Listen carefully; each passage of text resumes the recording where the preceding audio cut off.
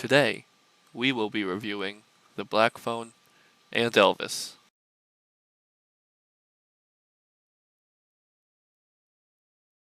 What's up, guys? Welcome back to Critical Eye. I'm Chris. I'm Kevin. And I'm Drew. And today we're going to be reviewing Elvis and The Black Phone. So, what do you guys want to start with?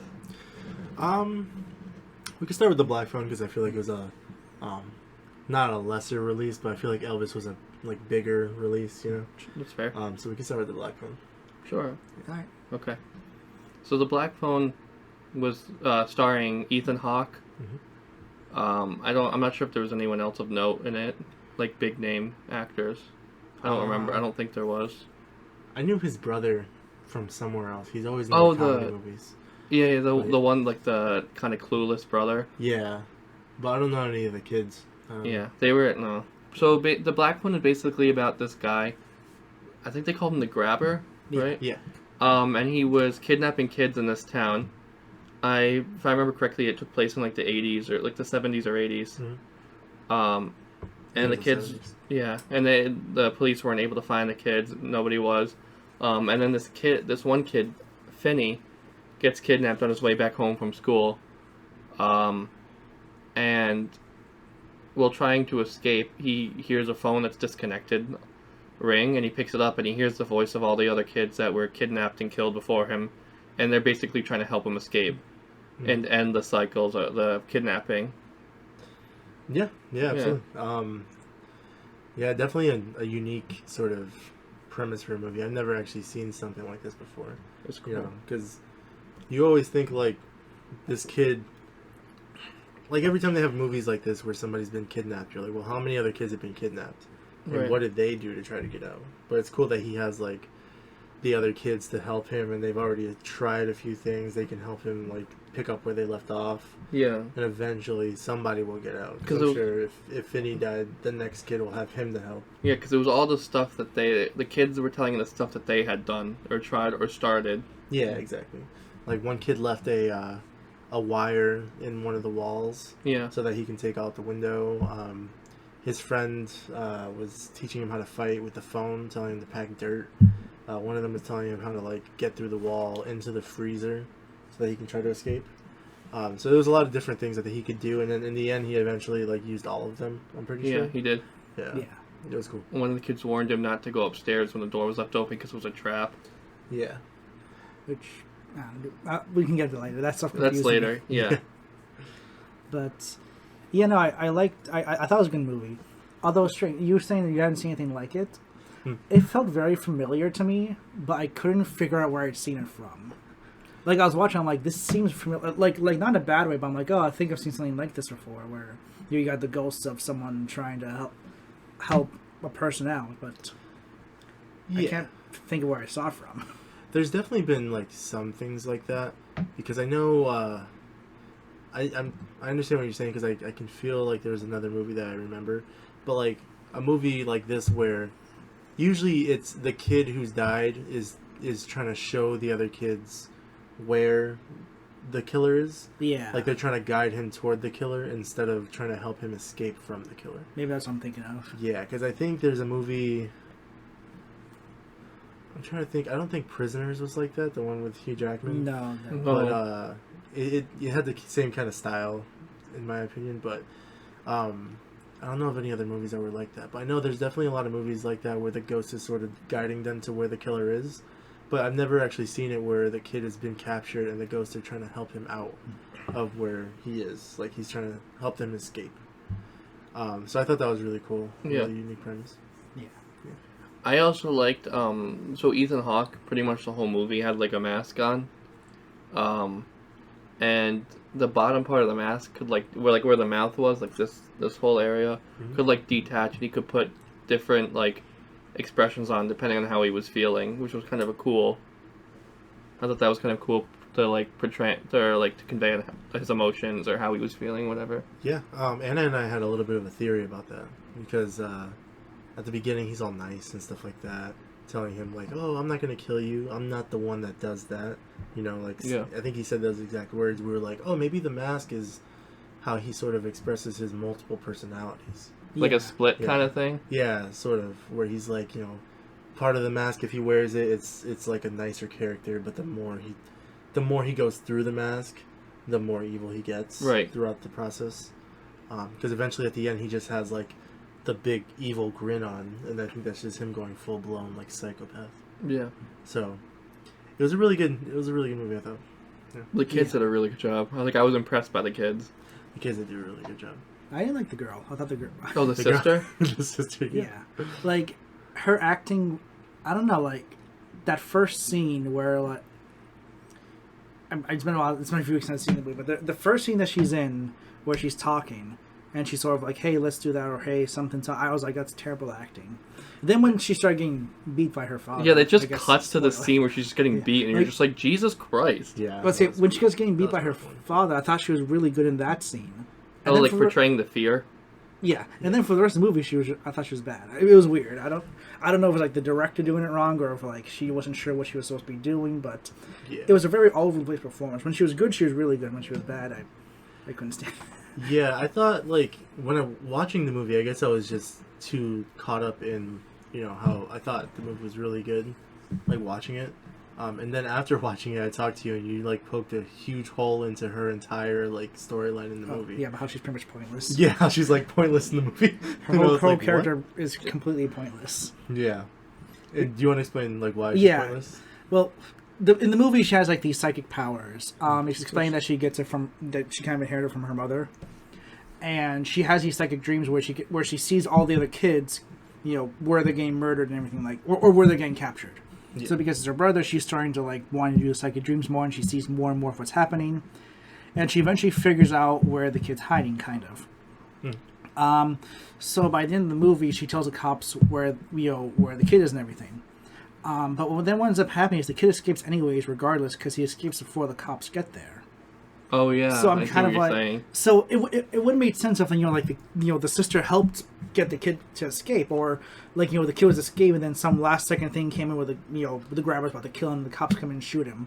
Yeah. But no, it's like the kid pretty much kills the grabber. Yeah. He escapes, and the girl and the sister's just there hanging out, and it's like, it didn't really make much sense for her story. Like that whole plot could have been completely taken out. Yeah, she also, you pointed out, brought them to the wrong house. Like she brought them to the house across the street, which was also like, so in the movie there's two houses. Spoiler alert. The guy owns two houses, and so one house he uses to sort of torture and kill the kids. The other house he uses to bury them. So she brought them to the house where they're buried, and then eventually the brother comes out of the other house and just starts walking across the street all traumatized, and that's when they finally find him. But you pointed out, like, they would have probably looked into this guy and found out that he has another house, and they would have found those kids. Yeah, also the brother was getting, like, really close to, like, figuring it out, too. Because his brother, not the whole movie, because you only see him about halfway through, and then, like, one or two other times throughout. But the brother was, Ethan Hawke's brother in the movie was, like, trying to figure out where these kids were, and he was, like, getting really close. Yeah, and then the plot twist is that you find out that, the brother was living with, he's Ethan Hawke's brother. Because first, was his first scene, you just think he's some conspiracy theorist who's trying to figure everything out. Then there's a really cool, like, camera down shot where, like, he's sitting on the couch and it goes down and the kid's in the basement, which creates more holes, in my opinion, for the story. Like, the biggest one is where... there's a part where we talk about how the kid goes up, the guy unlocks a door and he wants to trick the kids and go upstairs and he beat them. Well, it's like, how long has his brother been there? If the kids are getting beaten upstairs in the kitchen, they're screaming. How has the brother not heard screams of children and not been like, hey, what's going on? Because the reason he puts them in the basement so the brother can't hear the kids. Yeah. So he brings them upstairs and beats them. It's like... Oh, well, you remember there was that one scene where... When the kid escapes the first time and he's like running and hit Ethan Hawke's dog is like barking, going crazy, and Ethan Hawke like gets the kid back in the basement. And he's like yelling at him, and then before he leaves, he like yells at his brother. He's like, "It's nothing. Go back to bed." Yeah, I think I agree. I think at one point he did say that he was only staying for a couple of days, so I don't know how long he's actually been there for. But also, I would be weirded out if I found my brother sitting in the kitchen with his shirt off with just a mask. Oh, and breathing heavily. Did Yeah, he just not? Did he not like get up in the middle of the night at all? Yeah, I'm like, dude, what are you into? No, like, he was what like are your hobbies? he was like holding a belt, and he had his shirt off, and he was just sitting there with the mask on, just like yeah.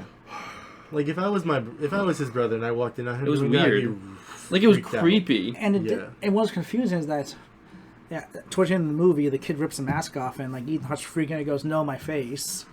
It's like, did he wear his mask on his brother the entire time? The brother didn't think anything of it. Yeah. I don't. Did you guys also have a problem with? So like we said, the girl kind of has like, I don't know what you would call them. Like those, they're not powers, but she can like. Like psychic ability. Yeah, sort of. and she was like the mother hound too, and they never really explained it very well. Well, I guess it's just they were focusing more on her, but they're just kind of like, yeah, your mom had that too. Yeah, just like it was like, but like they didn't explain that. They're just like, yep, Yeah. it was a thing. Yeah. I don't think they have to Okay. explain why she has the powers. I mean, people just have power. you Well, know? one of the other things I thought was funny. So she's like, she also was like religious too, the sister, and she would always like pray, and just like halfway through the movie, she starts praying. She's like Jesus, what the fuck? Yeah. I actually laughed. I thought that was funny. That was actually a funny part. She's like, I know you're trying to help, but what the fuck, Like, Jesus? it's not helping. She was pretty funny in that. Yeah. There was also that one weird scene where like the kids were beating up on I don't know if they were beating up on Finn or something, but she ran up to one of the kids With a rock. and like hit him in the head with a rock. Oh, And then he's sitting there bleeding. And I'm then like, she you just killed somebody. Yeah, and then they hit her, and she just crawls over and just sits next to him. Yeah. And then just I'm kind of like- look at each other, and I'm like, what the hell's going on here? You guys in the penalty box? those fight scenes were great. I They love were them. great. but, like- those kids just got RKO'd all over the place. Yeah, but I was like, listen, you just almost killed this kid. This kid's probably gonna have brain damage, and you're just rolling up, just sitting next to him. It was just weird to me. I was like, I would never do that to somebody that I just hit over the head with a rock. They're both probably too exhausted from being beaten Being to smacked around. care. Yeah. But his also another character that I thought did really good was his badass friend. Oh, it was the Yeah. kid with the long hair. Yeah, He was the a one good who's- actor. Yeah, He I was liked good. him. He was like, you know, the first scene where he beat up the bully. I was like, oh, it's just another bully scene. He's gonna get beaten up, and then he just fucked him up, and I was like, okay, that's a different kind of kid. Because like most kids are just, Yeah. you know, lay back, get beaten up, but he fucked him My up. kid was like, no. Yeah. And then I almost cried. The scene where he picked up the phone and it was him. Oh, Did you? I almost cried. I was like, don't do this to me here. Don't do it. Well, it was like going in order too of the Yeah, kids. I knew Yeah. it was going to get to him. Yeah. I knew it was going to I did eventually, too. but I didn't expect it to be like kind of emotional like that, you know, because he was like, you know, don't let me die for nothing or something like that. He goes, you know, I'm going to teach you to fight. You're just going to need to learn how to fight. You're going to fight your way out of this, you know, stand up for yourself, stuff like that. And I was like, what a speech. There was the bully kid too, like the really mean kid too. Oh, yeah, the badass kid. The one with the curly hair. Yeah, the really Yeah. like loud mouth, obnoxious, mean kid. Yeah. Was he in the movie in the beginning? Was he not the guy beat up in the beginning? No, no, that was No. another kid. Because like You did see posters of him though in the beginning. we did. I'm pretty sure, right? No, Oh, that the was missing the, poster. Oh, those were the Asian kid, yeah, right? the Asian kid, the baseball player. Which he was good too, but he's only in it for not long. But that kid, the one with the curly hair, the like badass one, terrified me when he first showed up because he was sitting like away from the camera, so you Oh, only that saw, like, jump his scare? back. And I was like, why aren't they showing his face? What's wrong with his face? Oh, and he turned Already around. starting to freak out. Yeah. Well, no, he didn't turn around. He he was like standing in the back, blurry and all stuff. And then he walked toward Finn, and he came into focus. Yeah. And then he got like dragged away by something. Oh, I But, remember like, that. Yeah. that glimpse. You could see like his eyes were missing, his face, like his mouth was all bloody and shit. And I was Yeah. like, oh my god, it terrified me. That's something else to mention. There weren't a lot of jump scares in this movie. There were a few, but the few that there were, I think they worked really well. Yeah. Yeah. I didn't jump at all of them. I think the one that really got me was when the sister, at the end, is riding her bike in the rain down the street, like trying to find the house, and then she looks and it just shows like the 4 or 5 kids just all of a sudden, and you just Jesus, Yeah, and she they falls just over. pop up and That's they're the like- one that got me. That would freak me out too. But no, they did. The few that there were worked really well. Did you guys agree? Yeah, I don't Yeah. normally like jump scares, but I thought they were funny in this one. Yeah. Yeah, me either. I think like horror nowadays they have to be more atmosphere than jump scares because jump scares are easily predictable now. Like it takes a lot for them to actually jump scare without me saying like, oh, they're gonna just jump out of it. You know, But like a lot of horror movies these days rely on jump scares, and I don't like it. I prefer a good atmosphere horror where like it builds the tension, and then like it doesn't really necessarily have to be a jump scare, but it could be like, oh, a big reveal of the movie where it's a terrifying reveal, or like the circumstances just crazy, you know. But it doesn't have to be like a jump scare. Like I watched recently The Unholy. I watched it when it came out with the guy that plays Negan. Yeah. And I counted every jump scare when it happened. I was like, that's gonna happen. Oh, I think I didn't see, but I think I know what you're talking about. Yeah, it was so stupid. Like there was one scene literally he was watching like he was on his laptop looking at the screen, and then the screen started to glitch, and I was like, somebody on that screen is gonna move. It's gonna be a big jump scare. And of course, like he looked away for a second. When he looked back, a ghost face was there. I was like, "Arr!" And I was like, that's not even a real jump scare. That's just a ghost going, "Arr!" I could see that thing at like Spirit Halloween or something. Like, it was stupid. Yeah. And like that movie was just all jump scares, but stuff like The Conjuring or like the first two Annabelles, the first two Conjurings, those were great because they're all like atmosphere. It builds up the tension, and then it scares the shit out of you. Like some places just rely on you just, oh yeah, it's a happy nice day, scare, and it's like, yeah, that's not scary. That's not anything near scary. That's my little rant about horror movies. I've gone on this rant to Anna a few times about horror movies. Yeah. But this movie did a great job with tension. Like there wasn't a lot because I think some movies overdo it with the jump scares, and then it's just like, oh. Yeah, and the jump scares definitely worked. These ones, they were spread out. Yeah. There wasn't a lot, and it worked. Mm-hmm. You have anything to add on that, or anything else? No, I think Kevin's rant pretty much summed up how I feel too. I don't care for jump scares. I think they're a cheap scare, you know, because a lot of times they do get you because you're not, even though it's a horror film, you're not expecting it to happen, and most of the time it's not the jump, but it's the loud noise it makes when they do the jump scare.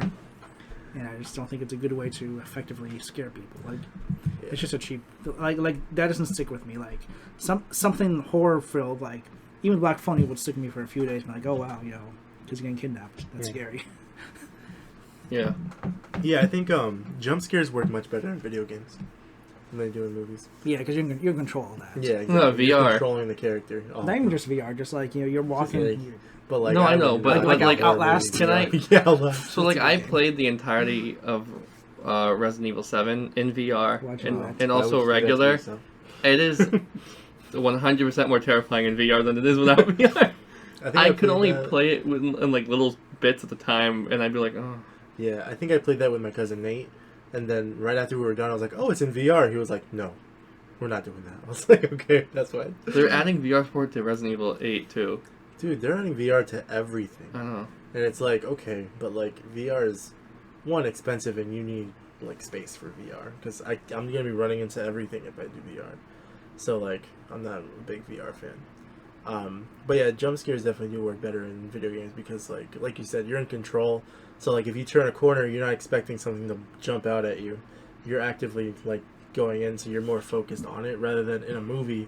If you see a kid running, you can obviously think and be like, oh, you know, there might be somebody behind there. And in the video game, like when that jump scare happens, you lose control of the game normally. So like it's also that like fear of not being able to control the scenario. Yeah, exactly. While in the movie, you don't control anything, so you're just trying to experience what's happening. And the jump scare is just a quick, you know, oh no, and then it's done. Exactly. It doesn't really, when you're watching a movie, it doesn't really give you that sense like, oh, you're in danger. When it's a game, you're like, uh-oh, like I might have to run all of a sudden away or something. Yeah, because I might have to hide. Like Amnesia, there's a lot of running and hiding. You don't really fight anything. Yeah. That's why games like Outlast. Yeah, Outlast is a really good one because, like, in most games you have weapons, so it's not as scary. There's a new one coming Outlast, there's nothing. This year or next year, something called the Outlast Trials. I saw that. It's like some kind of toy factory or something like that. I'm not sure. I just know it's called the Outlast Trials. I think they're trying to add like a multiplayer feature to it as well. Yeah, I have to check it out. I still have to play the second one. I think there's a third one too. There's not a third one yet. No? This is going to be the third one. There's the Whistleblower DLC is what you're thinking. That's what I'm thinking of. I beat the first one. I got like midway through Whistleblower, and then I never played the second one. Because like Whistleblower, I got to the part where the guy with like the messed up eye, he captures you in a like locker, and then you escape the lock. You have to try to sneak away. I can never get away from him, so I just gave up and I never played it again. Stresses you out. Yeah, I played that same level for like 2 days straight, and I just couldn't do it, and I was like, I'm done. I'm sick of it. Yeah. But yeah, back to movies. So, this movie did a very good job with, building tension. I think also real scenarios like this where like kids get kidnapped or abducted definitely bring more horror into it. I also work with kids, so like that part of that for me is because a lot of these kids are getting kidnapped on their way home from school, and so like I think that part that got to me was like, oh. Yeah, dude, me too. Like, because, like, with Tony, I'm like, if Tony ever gets abducted after school, I'm hunting somebody down. Like, I will knock on every door if it means that I'm going to find my son, because I am going to hunt him down. He is not dying in somebody's basement. Because, that's just a terrible scenario. Yeah. Especially kids are so vulnerable. Like, when they're walking, they can't overpower somebody. I was like, slightly, confused because I was like, oh, this kid, like his friend, the badass one, I was like, why didn't he just fight Ethan Hawke? And I was like, what am I talking about? He's like half his size. Ethan Hawke can easily just like take him out like it's nothing. Also, like if Ethan Hawke was like coming at you, you would just kind of like, all right, it's Ethan Hawke. I'm not gonna fight. I mean, he's not Ethan Hawke in the movie. But if it was just Ethan Hawke as himself, you'd be like. Yeah, I mean, if it was just Ethan Hawke, but if it's Ethan Hawke and, like, clown... Oh, yeah, I'd be like, no, I'm fighting. Black balloons in a black van, I'd be like, yeah, I'm going this way. I'm not going that way. Also, he came out of the van with, like, white paint on his face. Yeah. And that's immediately, like... I'd be like, no, you have a nice day, I'm gonna... Well, he explained he was a magician. Yeah. So also, he goes, you want to see a magic trick? And the kid goes, sure, and he pulls out a can of spray paint. What magic trick are you gonna do with spray paint? I don't know, you can do a lot of things with spray paint. You can feel like you're magic. That's the whole point of magic, is you don't know what they're going to do. Yeah. Until yeah, I know. I took you to a magic show. Surprise, you're in my basement now. Oh, yeah, you took me to a magic show. Surprise, you're in my basement now. Oh! Yeah, we did. We went and saw Michael Carbonaro. Yeah, Michael Carbonaro was pretty good. I like him. I'd never heard of him before the show. That was my second time seeing him. Yeah, Chris is a big fan, but I'd never heard of him before. I know. I got to go up on stage the first time I saw him and do a trick with him. It was cool. Yeah, he's good. But back to Ethan Hawke. Ethan Hawke has been like killing it recently. The Northman. Oh my God, The Northman. Moon Knight. Thank you. And now this. He's just coming back. He's doing great things now. I mean, he ain't really going. Oh, and his daughters in Stranger Things. Well, yeah, Maya Hawke. He's one of those actors where like when he comes, he does a bunch of stuff, then he kind of like disappears for a while, then he comes back. So I feel like we're just in the coming back phase again. Yeah, he's one of those actors that's kind of aging like fine wine, like he's a beautiful man. Yeah, he is a beautiful man, but like he used to be really good, like in Training Day, Boyhood, and I forgot he was in Boyhood. 13. Yeah, he was really good when he was young, but now he's gotten older and he's gotten more mature, and is the Boyhood on his face. Boyhood the one they filmed over like 13 years? Yeah, they filmed the same. And he's doing another one like that. Not Ethan Hawke, but that director's doing another movie like that right now. That's good. I like it. Yeah. That was a really good movie. I like that movie. That was really cool. I thought that was really unique because I think over 13 years. I actually never saw that one. Really? It's good. It's really good. Patricia Arquette too. Yeah. I think she's the mom and then he's the dad, right? Yeah. It's basically like this. It starts off with this kid who's like 4 or 5. And it films the same kid until he's like graduating. Yeah, college. They film it over 13 13 actual they film years. it like every summer or something like that, right? Yeah, and it's really good. It's really good. It's like my favorite movie that year. But now he's kind of like, he's more sinister in his movies, which I like. Playing. I see what you did there. Yeah, Sinister. That's right. Because the director from the same director too. Yeah, yeah. Ethan Hawke. Really? Yes, Scott Derrikson. Yeah, Scott Derrikson. There you go. What did he do? He did Sinister. He did Doctor Strange. Oh, yeah, that's right, Doctor Strange. I did. The Multiverse of Madness. No. Did he do the first one too? Sam Raimi did Multiverse. Oh yeah, Sam Raimi. Jesus, you're right. Scott. Yeah. Oh my God. Scott Derrikson did the first. I'm Doctor like, Strange. Oh my God. Yeah, you're right. Sorry, I don't know why I did that. That's okay. I know Sam Raimi did it too. Yeah. I've actually, I didn't even realize what I was doing when I said that. Yeah. But I forgot about that movie. That's not a bad movie either. Oh, no, that's a really good movie. I've never seen that one either. Really? Was there 2 of them? I need to watch that one. There's 2 of them. He's only in the first one, though. The second one's about, like, another family. It's alright. It's not as good as the first one. Yeah, the first one's actually pretty good. But, like, now he's more matured. He's more, like, methodical in his roles. And I'd love to see him in, like, a gangster movie. Yeah, because he's really good at being, like, intimidating. Yeah, he is. like when you see him playing who did he play in Moon Knight? I know he was. Oh, he played hold on. He was the avatar of Amit, but I forgot. Yeah, his name. he was Arthur Harrow. Harrow, yeah, Arthur Harrow, and in that show he played a really good villain. Like I was really impressed. Yeah, with him that as show well. was pretty mixed on people, but I liked it though. Yeah, it was mixed because of like the story, but also Oscar Isaac killed it in that show, and so did Ethan Hawke. What's her name? The lady. Oh yeah, his like love interest in the movie. She plays, I don't remember her name. Lila. in that show, I think. Layla. Layla, something like that. Yeah, she was really good. I think this was like a breakout role for her. Yeah, it was a lot of really strong performances, but I feel like people were just mixed on the story. Because it was a really weird, like... Also, he's a lesser-known confusing character, story. too. Moon Knight. Yeah. It was a confusing story, and then, like, it kind of all wrapped itself up in the last, like, 5 minutes. Because there was, like, some scenes where they were blacking out, but neither of them knew what was going on, and they never explained it until the post-credit scene, and I was like, why aren't you guys explaining this shit? Yeah. Anyways, back to the movie. Yeah. We keep veering off. Yeah. Well, yeah. Back to the Black Phone. Any, like, other thoughts you guys have? I think I've kind of... I think it's pretty much it. I everything think out. I gave it like a... What did I give it? I like rated it on Letterboxd. I'd probably give it a good 4. I liked it a lot. I give it 3.5. Yeah. I know in the beginning I seemed like to be bashing the movie, but I actually really enjoyed it. Like I love the atmosphere, I love the tone. I also gave it a 3.5.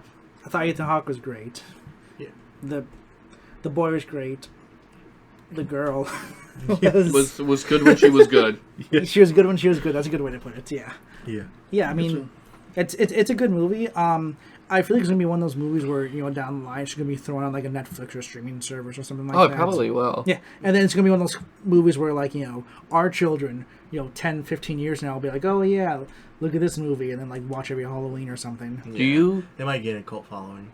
There's a thing, a movie review on YouTube I watched, Jeremy Johns, he does. I'll watch him, yeah. Where he talks about, he says at the end if it's worth buying on Blu-ray or for whatever they're at 4K. What do you think it's worth owning physically after? No. No. I think it's not like one of those movies I'd like want to actively look for to I watch. wouldn't. Like if it's on a streaming service, I'll watch it, or if it's on TV, I'll watch it. Yeah, But that's it's the not way I something feel. would actually like want it physically so I can watch whatever. That's how I feel. Yeah. There's only actually a few movies like that. Like The Everything Everywhere. I wouldn't say that one. I bought that. That's one of my favorite movies this year. Yeah. Probably my favorite so far. True. You liked him more than Morbius? Dude, it's Morbid time. But our score, you said 4, right? I said 3.5. Okay, he said 3.5. I haven't discussed this, but let's try to do the averages.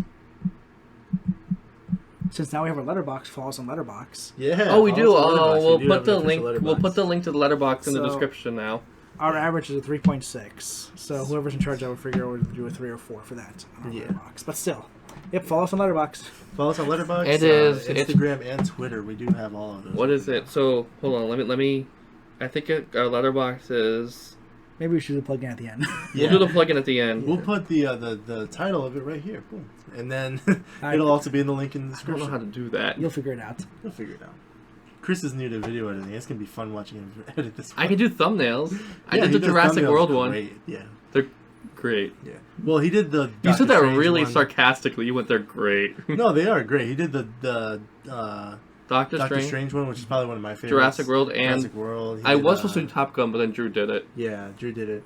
They've been like tag teaming the thumbnails. I am terrible with like Photoshop and stuff like that, so I haven't just really use known GIMP. them. It's free. Yeah, I just use Yeah. GIMP. I'm not paying for Photoshop. Well, either way, I'm still like not great with skills, but I'm just not I'm great at life more- in general. I'm better at editing videos when I have time, so I will definitely help out with that more. Yeah. But yeah, that's the Black Phone. Do we want to move on to Elvis? Yeah. Yeah, I think I always said I'm a black. That's man. what. Yeah. All right. Lead us in, friend. All right. Who is Elvis? I don't. Yeah. Who is it? Who's Presley? Elton John. Yeah. So let's talk. What? Yes. Elvis Crespo? Elvis Costello. That's what this movie's about. This movie's about Elvis Costello. That's right. That guy. No, so this is the newest Baz Luhrmann movie. If you don't know, Baz Luhrmann did The Great Gatsby. Was it Strictly Ballroom? I haven't seen that one.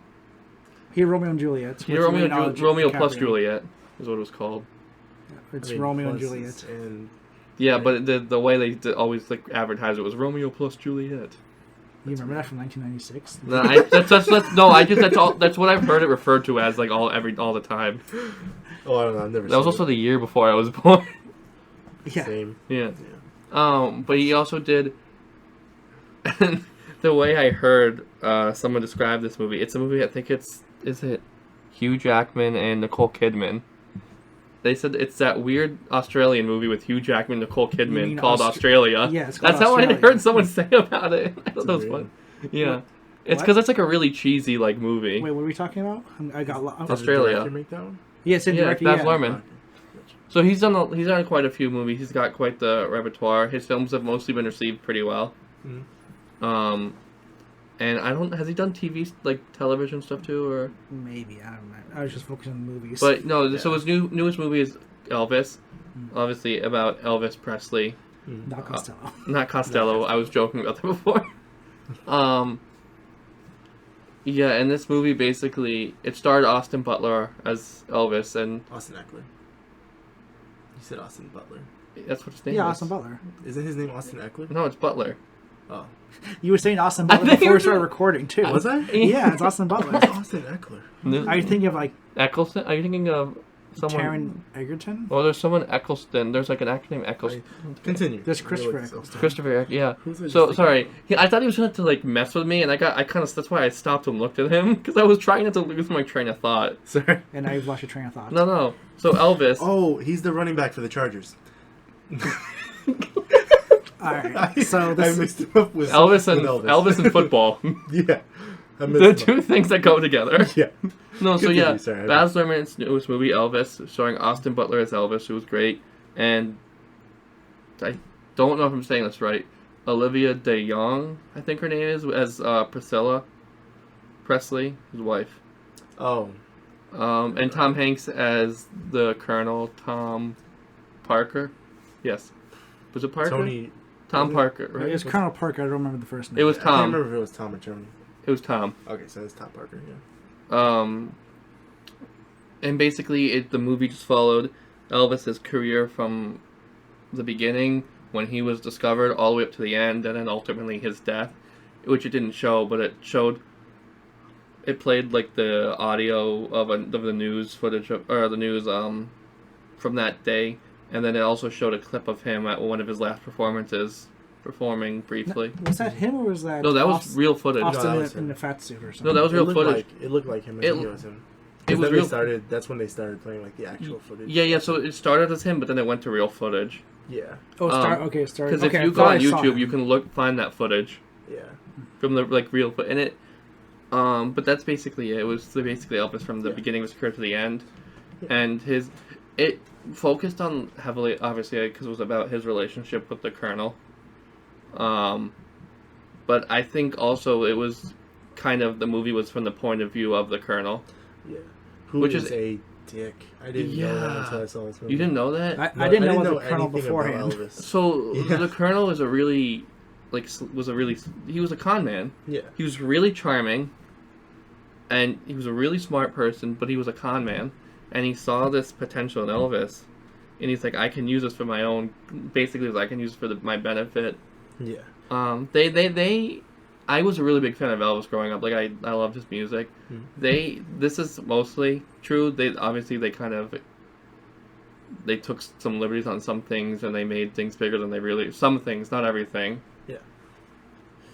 Yeah. That carousel, or Ferris wheel scene never really happened in real life. Yeah, I assumed a lot of it was fictionalized. Yeah. But it was, Probably for, yeah. like dramatic. It's called dramatic effect. Uh-huh.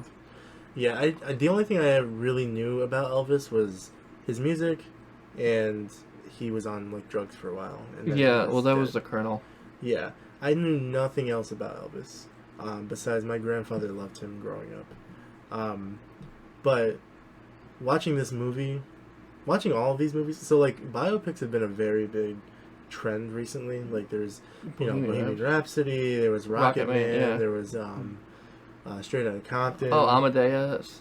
Amadeus is from Well, that's a while ago, not recently, that's but like an Mozart. older. I know that's Rose, but that's Well, still. we're talking about like, the Oh, the in modern, recent. Oh, yeah. modern. I think you're talking about just in general, like biopic.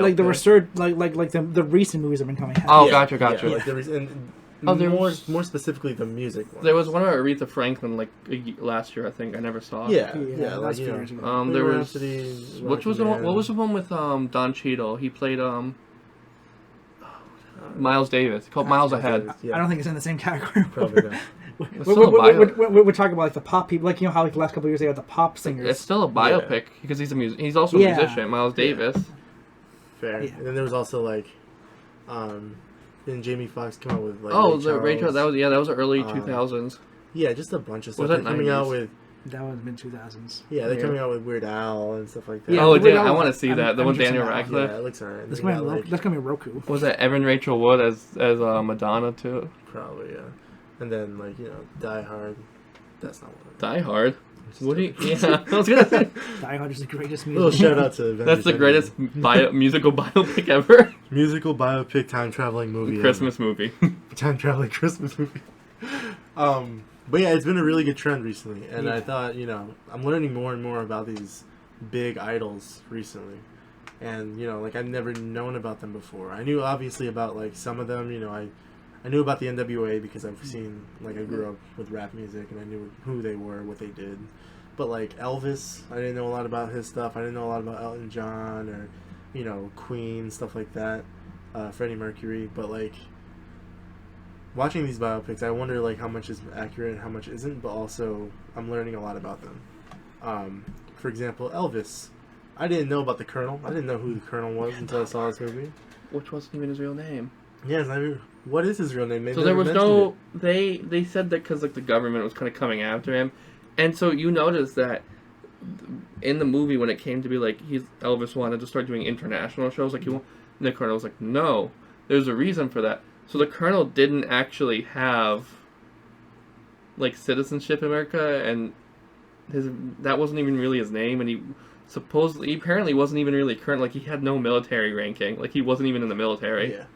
He, from what I understand, he ran away from his family at a really young age.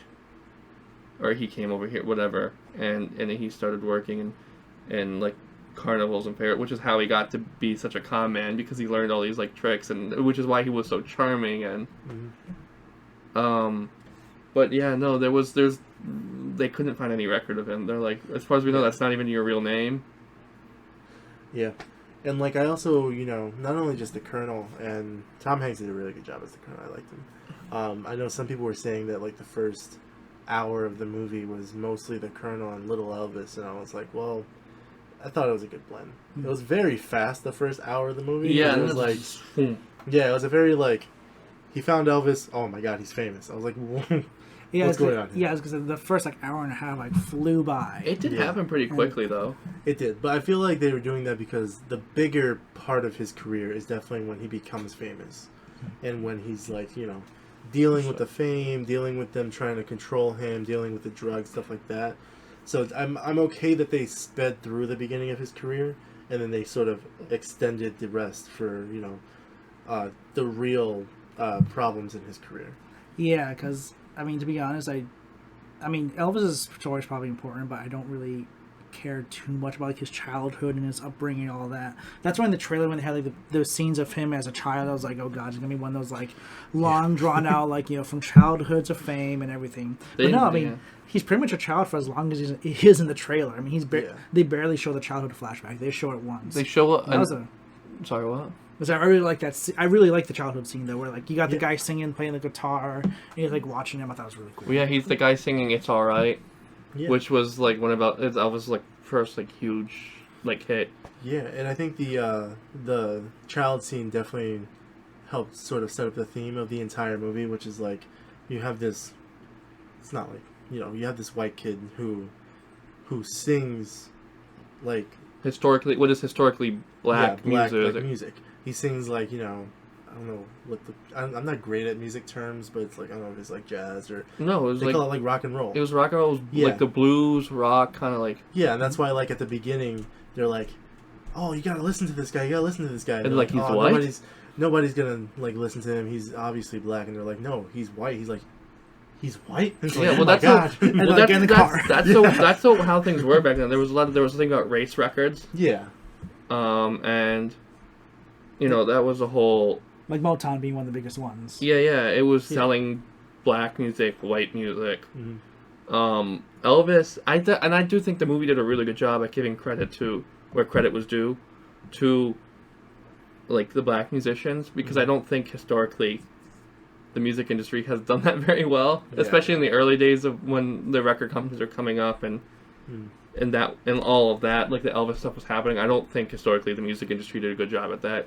It was more of, hey, you look at this white person recorded the song, it's all theirs. Let's not give credit to the other, like the black people or the people of other races, or it was just.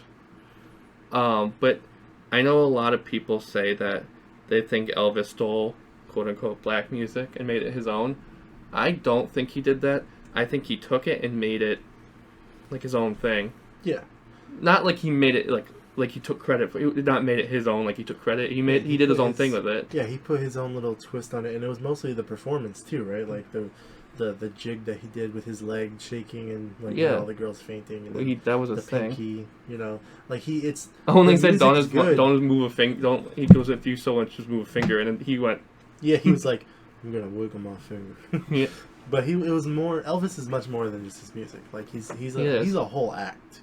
With the crazy suits, the singing, also making out with the girls in the front row, which I thought was weird, but I guess he did that. Oh yeah, he was one of the first real in the music industry, I'm gonna disobey the man and do my own thing and not let them get me down. Exactly. So he had his own act. It wasn't just singing, which I can see why they were saying he took the music and sort of took credit for it, but also they weren't giving credit to the other people who were actually doing it because they were black. Yeah. So it's not like the music was really getting that much attention anyways. If anything, he elevated them too by saying, well, I'm singing this music is really good, you should also check out this music because it's almost the same as mine.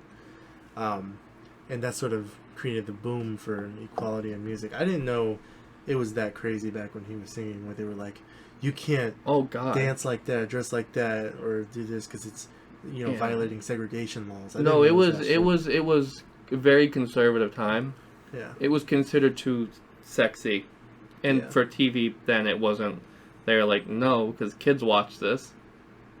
I mean, kids watch worse stuff now, but but back then it was a really TV is meant to be a family thing. It's meant to be for everyone. So that's too inappropriate. It's too adult. It's too sexual because he gyrating the hips and everything. Mm-hmm. And that was one of the reasons why, if you remember in the movie, when he went on to be on the Milton Berle show, they made him go in wear a coat and tails and sing Hound Dog to the dog. Yeah, that's why that wasn't Elvis's decision. Yeah, they showed that in the movie too. It was that actually happened. Yeah, I'd be pissed. I'd be so pissed. He did it, but it wasn't his decision. Yeah, and that sort of brought into the whole part of him rebelling against everybody at the end, because he's like, I'm doing this thing and it's working. I'm a huge star because of what I'm doing now. You're gonna stop it just because I violated a couple of segregation bullshit laws? It doesn't make any sense. Well, it wasn't even segregation. It was the FCC, the government. It was they didn't like the way he was presenting himself. Yeah, it wasn't a segregation thing. It was the way he, like you said, the way he was presenting himself. Yeah. But yeah, it was a good movie. Can we talk about Austin Butler? Dude, Austin Butler did a great job. Yeah. Sorry, Austin Eckler. Austin Eckler, the running back. No, Austin Butler did a great job. I thought, at first I was like, he's kind of like a one-sided character. But then once he started to break down... Yeah, huh? Once he started singing and everything? Once he started singing, and then once he had his, breakdown, I was like, okay, he's much better now. I like him. Was that him singing? That was him singing. I don't know if that was him singing. No, that was him singing. Austin Butler's good? Yeah, he did a tape, a reel for Baz Luhrmann, and so did Harry Styles, and he beat Harry Styles for the role. Harry Styles was in the running for it. And no, yeah, that was him singing. He had to go to a movement school so he could get the class or whatever, so he could get the movement down for Elvis. And he worked on the impression, the voice, the talking voice, the singing. That was all him. True. which is weird because you listen to like Elvis singing and then him, and you can't like. It's like almost spot on. It's really close. I didn't realize that was him. I thought it was Elvis or like somebody else. I thought they may have like mixed it in to make it sound. No, that's what's so impressive. Yeah, that's really impressive. I didn't know that. But yeah, he was really good, especially like the scene where he's on stage, like obviously out of his mind, and starts calling the Colonel an alien. Yeah. And the Colonel's like laughing because he thinks he's a scene. joke. He thinks she's joking with him. I love that scene. He did great. And he's like, that scene. "You're fired, you son of a bitch." Yeah, you're fired. I was like, oh shit. He's really good. Yeah. Especially those scenes where he was like breaking down. I thought it was really good. Because Austin Butler hasn't really done much before this, right? I think he did like some Nickelodeon things, and then he was in what did you said he was in? Once Upon a Time in Hollywood. Yeah, He was Tex, which was a small role. Oh, right, yeah. Tex was the guy on the horse, right? Yeah. He was one of the ranch guys. He went into Brad Pitt's house at the end, right? He was that guy? he was the guy at the end. Yeah, he was almost unrecognizable as that guy because like I didn't even think those were the same people because he looked so different from. Oh, just the transformation was like. Yeah, he's very good. But like you look at him now and you're like, yeah, I could see him as Elvis. Yeah, I feel like, but I hope he doesn't. There's a lot of actors who do stuff like this where they become like huge from a biopic because they did a great job playing like this pop culture icon. Rami Malek, and then they like sort of slide off, do other big projects, but they don't really do well. Like, I mean, No Time to Die was good for Rami Malek. Yeah, No Time to Die was, although it wasn't like, I don't think he was the greatest villain. Yeah, that's what I've heard is that he wasn't like the movie didn't do was enough okay, of it, but he yeah. wasn't like great in the movie. No, he wasn't bad. They just didn't do enough was with fine. him. They just didn't do a lot with him. What was that movie that came out last year with him and Denzel Washington? That was awful. Oh yeah, I heard. That was The Little Things. Yeah, that was bad. Yeah, that wasn't as good. I've never seen Mr. Robot. I've heard that's good. I've heard it's a good show, but I've never actually seen it before. But Austin Butler will probably. I hope he gets I hope he gets like an Oscar or something for this. I don't know about a full Oscar, maybe a nomination, but I think he could win because maybe a Golden Globe. It depends what else comes out because I feel like he'll be on the lower ranking for like an Oscar nomination. Like if there's not a whole lot else that comes out this year, then he'll get the nomination. I don't even know if he'd win, but this movie altogether, I feel like will be a big hitter in award season. Did really well on the opening weekend. Editing because holy shit, those transitions were weird. But that's Baz Luhrmann too. See, I feel like it's gonna get snubbed. It's gonna be one of those movies where everyone's like, "This should have been nominated more," and it's not gonna be nominated. For editing. No, for everything. I was gonna say because Bohemian Rhapsody won for editing, and the editing wasn't that great in that movie. But I also thought that Rocketman was gonna like sweep people. I did too, but it never did. It didn't get any nominations. No, it got one for best song. Yeah, but that was about it. And I was like, what was that for? What song? What was original song they had made in that movie?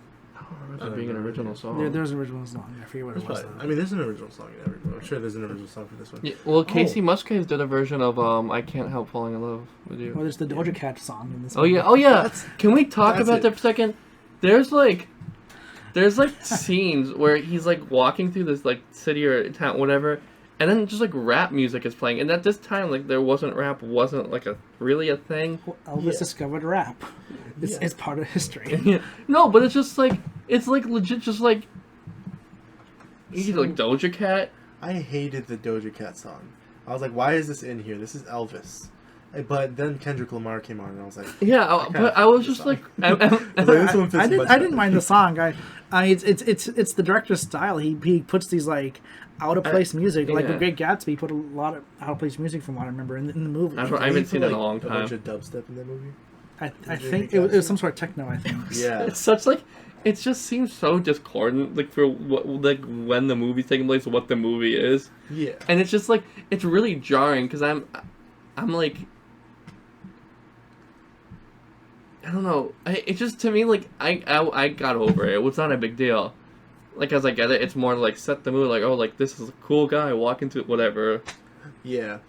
It was just weird. Like at first, I was like, what the? Because it went from Elvis music to rap, and I was like, what the?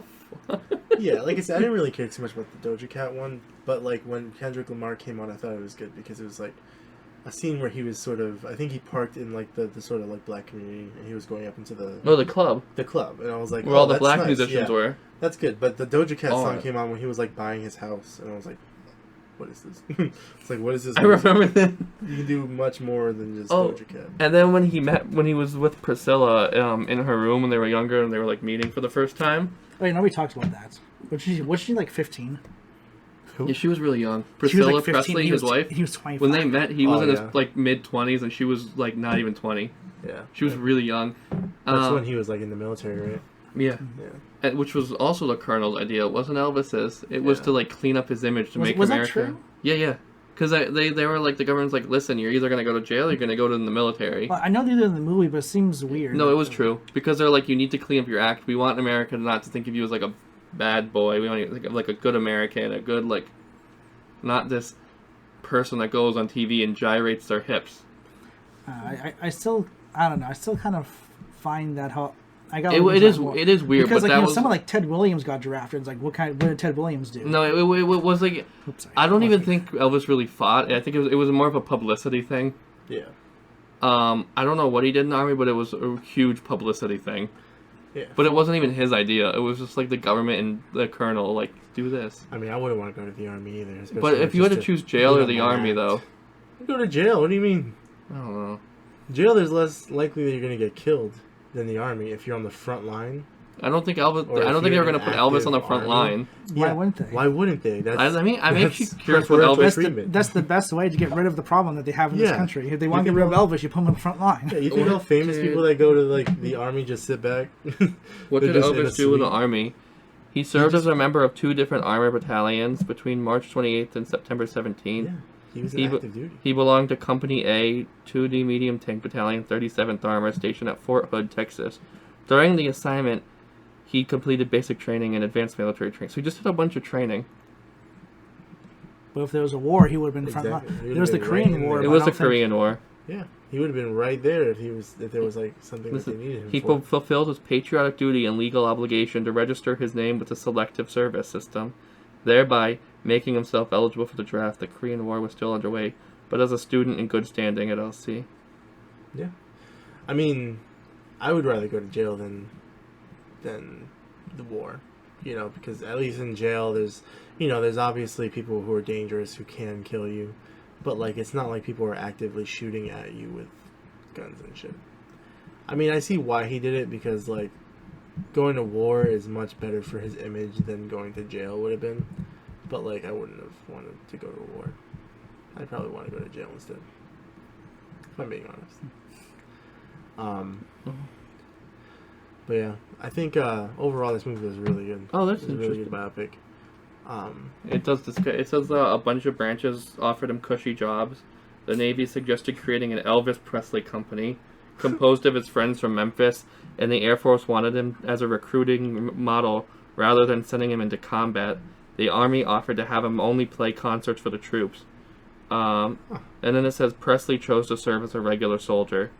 People were expecting me to mess up, to goof up in one way or another. They thought I couldn't take it and so forth, and I was determined to go to any limits to prove otherwise.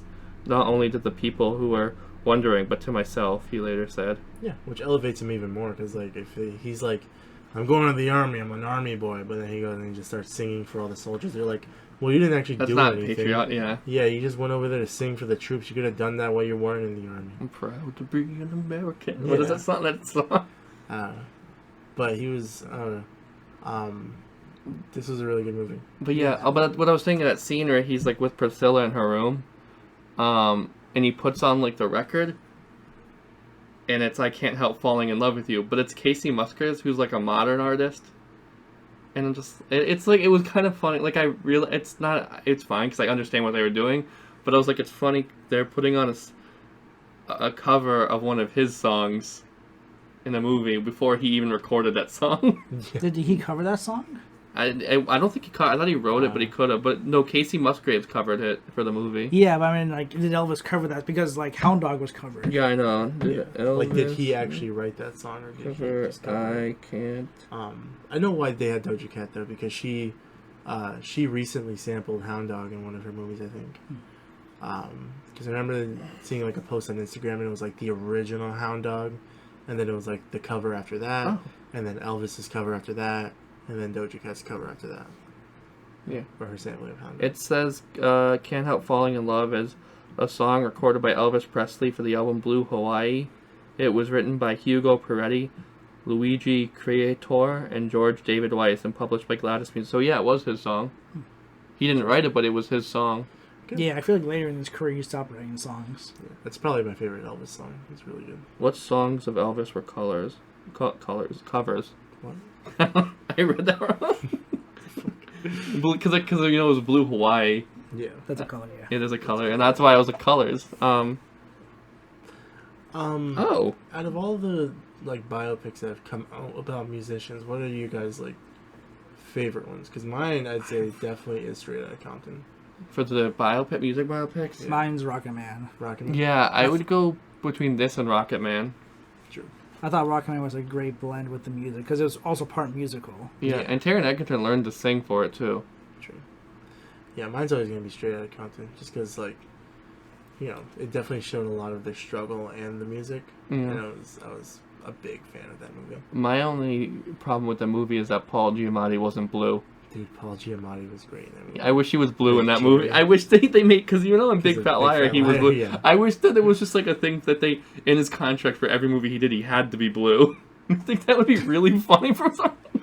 Sure. I wouldn't take 12 Years a Slave seriously. I forgot he was in that. He had a 2-minute role, but if I just see a blue Paul Giamatti, I'm like, okay, this is worst picture of the year. Paul Giamatti is so underrated. He's always in these smaller roles. You remember when he is great? Like the Rhino in the Amazing Spider-Man 2 at the end for 2 minutes. That was roles like that. A beginning. That was weird. Yeah, that was weird. Yeah, he takes some weird roles like that, but he also takes roles like Jerry in Straight Outta Compton, or he'll do. What else have we seen? Have you seen John Dies at the End? No. He has a small role as a reporter talking to the main character, but he's good in that. Yeah. I feel like I have seen that. We should watch that. That's a good movie. We should watch that. He was also in that new rock movie about the earthquakes. San Andreas.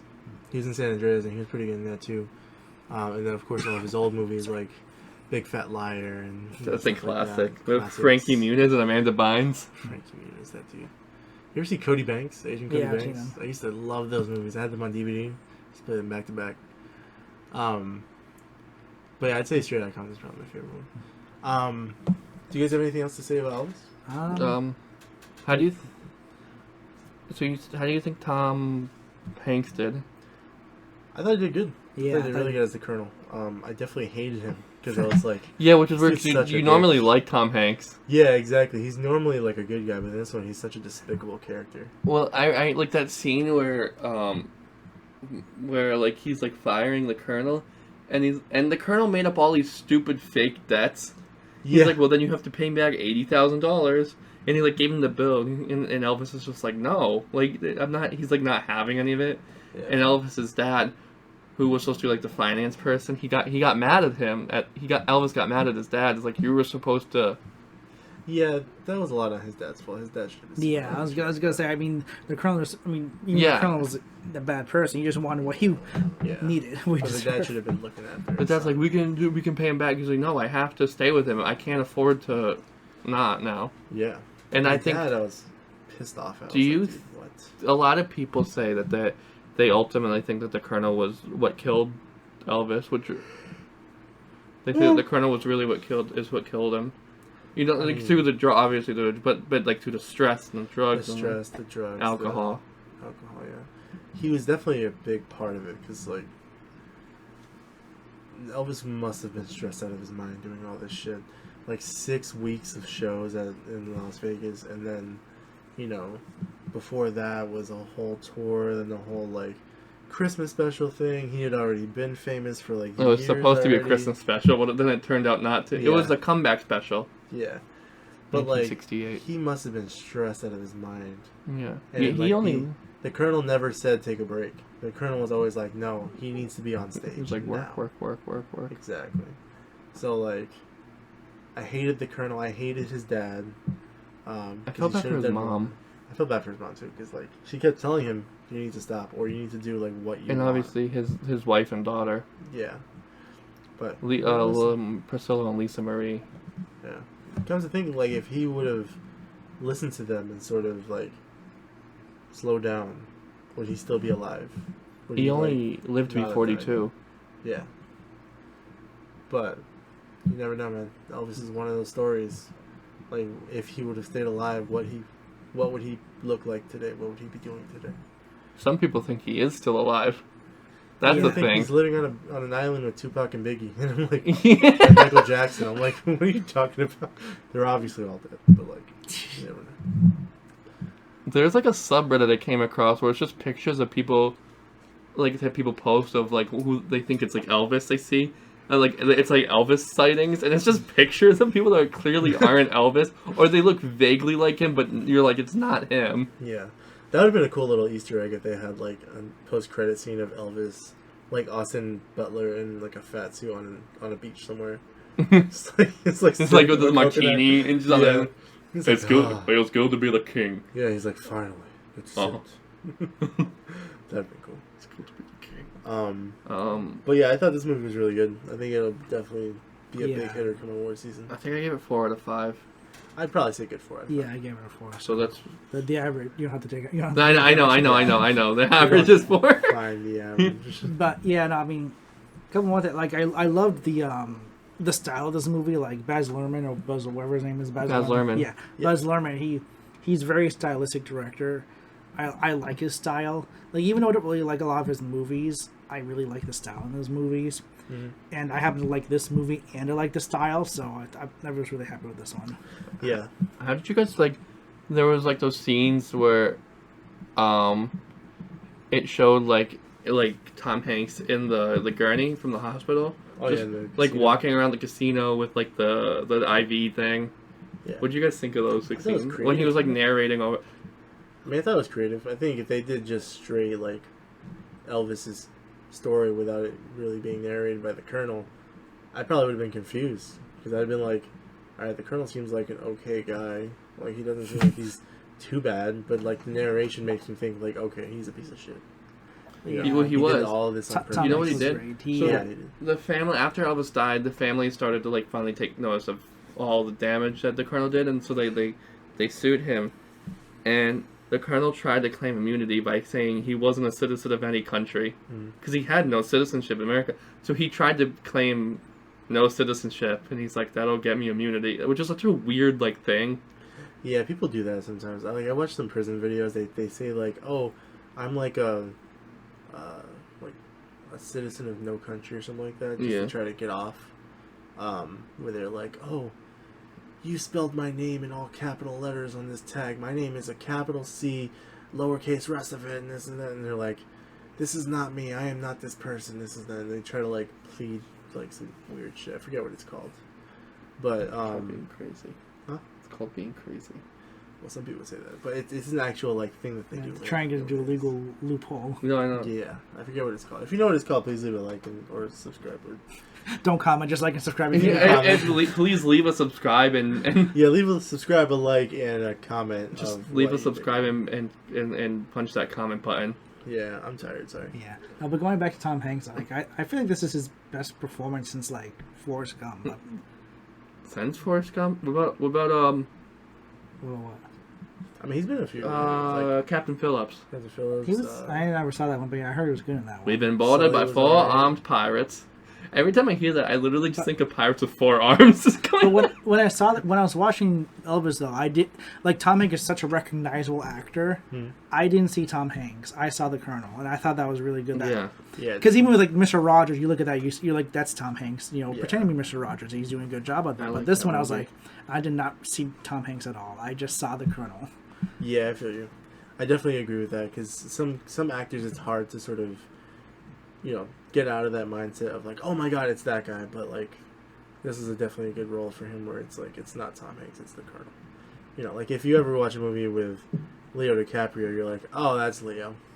But like in some movies, like The Wolf of Wall Street, you're like, oh no, that's Jordan Belfort. Like, he's very good. Yeah. So there's just some of those roles where they're just really good at it. But overall, I thought it was a really good movie. You guys think it's worth buying after? No. Yeah. I don't know. It is. That's when I'd be like, maybe, but I probably won't. But I'll be like, maybe. We'll see. Maybe it goes on sale. We'll see. I'm not a big movie collector. Everything's going digital. So.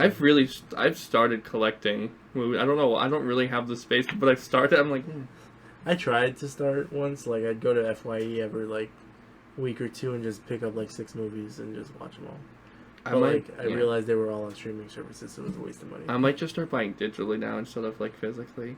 Well, if you buy physically, you usually get a digital code. Yeah, I know. Yeah. And then, because I'll buy, like, a movie physically, and then I'll redeem it digitally, and then sometimes my uncle wants to see it, so I'll let him borrow the physical, and then I have it if I want to watch it. Yeah.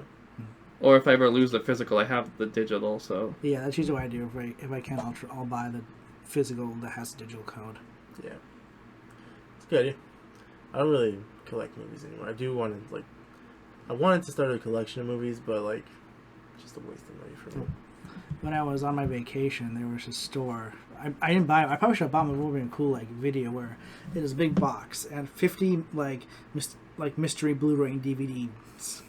It would be cool to see, like, what was inside them. Would you said, like, bought them and done a video, like, opening them? Yeah, like an unboxing. Yeah, Like, oh, what movies and DVDs I get from this mystery box? That'd be funny. So it's just like... It's just all stuff you already have. It's like Scream. Scream 2. Scream again. Scream 3. Scream 4. Halloween. Yay. Oh, what's this? Adventure Time, the complete series? Oh my gosh. Star Wars The Holiday Special? Oh I my have god. this one. Dude, what is the... Yeah, we gotta review that one. What about... This isn't the first time we've mentioned Star No, Wars we need Holiday to. Special in a podcast. Should we review... What's that Disney one that you have? Song of the South? This song... Yeah, Oh. God, no. Probably not. I don't know. Maybe if we do like a series on bad movies. We should. Yeah, we'll do on like... You could talk about how the grandpa was watching VR porn. Yeah. Start by rewatching fucking Morbius. It's Morbin time, dude. I hated Morbius so much. I liked Matt Smith. Yeah. Oh, yeah, speaking of hating movies, we may or may not be doing a top 5 best and worst so far of 2022 list. Yes. What like if we halfway can't through the year, like think of a top 5 worst or top 5 best? Then you Well, gotta you watch better more figure it movies. out. You gotta just go on Netflix and watch the most recent garbage that comes out, and then put it on your list. Spiderhead. You hated that movie? I didn't hate it. We'll talk about that in another video. Yeah, I'd say it's not in my top 5, but it's also not my top worst. Yeah. But that's another video. Yeah. Yeah. We're gonna Want to finish this off? Yeah. Thank you guys for watching. That was not Spider. Jesus. That was The Black Phone. the Black Phone and Elvis. Thank you. It's 9:00. It is. Holy shit, it's late. Yeah, that was the Black Phone and Elvis. Thank you guys so much for watching. We'll put the links and stuff for our Instagram and everything down below. Yeah, we'll do. Description. But our Letterboxd account is what did they It's bing right there. There you go. You Bing. put it there. Instagram, bing. Yeah, Instagram, Twitter, bing. bing. Drew, Kevin. Hello.